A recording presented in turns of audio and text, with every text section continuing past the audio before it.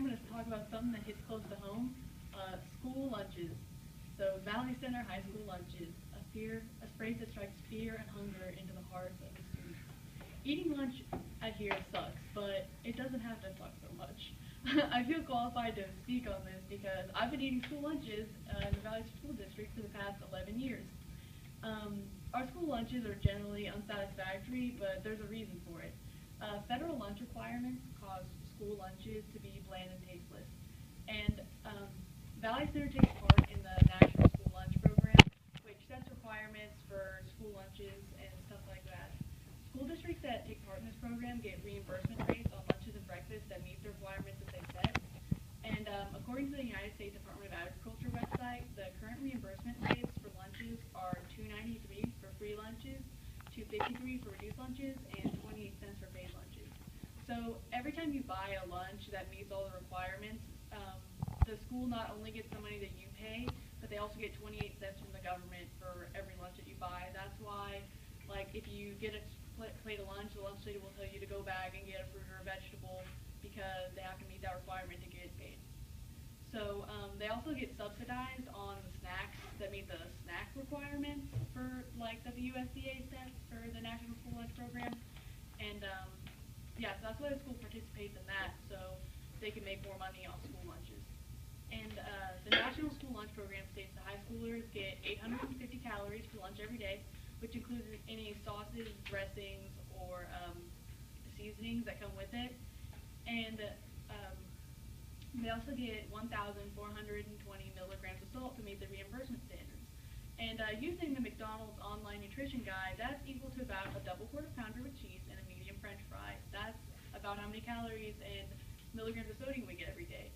So why does our school lunch taste like it does not have any sodium in it at all? So that's equal to about a double quarter pounder with cheese and a medium French fry, but we can't get cheese on the burgers that aren't even made out of real meat. So many students are dissatisfied with the amount and quality of the food they get for lunch.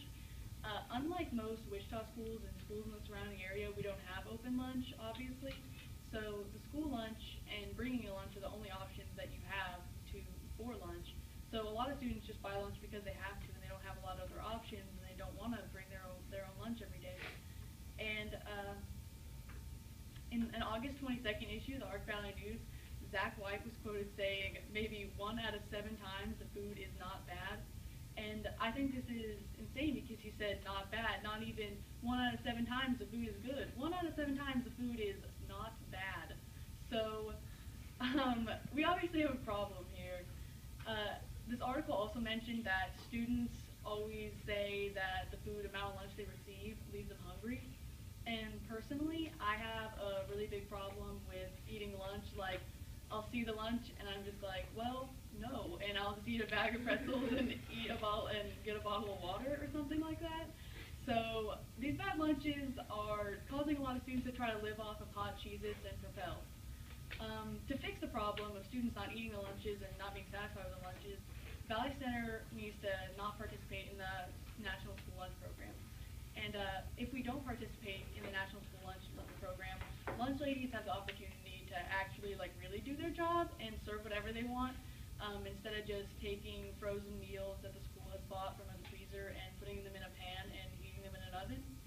And do you guys remember the days of Papa John's pizza for lunch? And middle school we had snack bar with pizza and Little Debbie's and all that kind of stuff.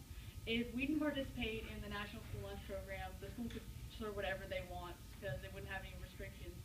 So to make up for the money lost from not getting the reimbursements from the government, they could instate some sort of snack bar or open the Buzz Barn to sell food or something to make up for the cost that they wouldn't be reimbursing, because they would charge a lot of money for any snacks that you could buy from the Buzz Barn. And if it could also cut costs because the school lunch ladies don't have to buy specific kinds of foods. They could make any kind of food that they wanted, so they could make really cheap meals or expensive ones just depending on what they were making that day or whatever. And if this was implemented, the student body as a whole would be happier and more well fed. Because lunchtime is the only break that students get throughout the day, Good lunches would just make the student body make it the student body enjoy their lunchtime a lot more. And a lot of student athletes complain about the amount of food that they get at lunch. And if you're going to practice, especially during tryout seasons or two-a-days, the lunches that they serve you is not enough to sustain you until from the morning till after you get home from practice. So if they didn't have that, then student athletes could buy, multiple meals or like however many to have enough calories to sustain them like until they got home from practice. So pretty much what I'm saying is school lunches are bad now, but if we drop the national school lunch program, they don't have to be bad. They could be whatever they wanted to make them. So, and students would be happier. So to implement change, the solution's really simple. Don't eat school lunches. If the school organized a school-wide boycott of school lunches, then the district would quit making money off every lunch that they bought, and then they would realize that there needs to be a change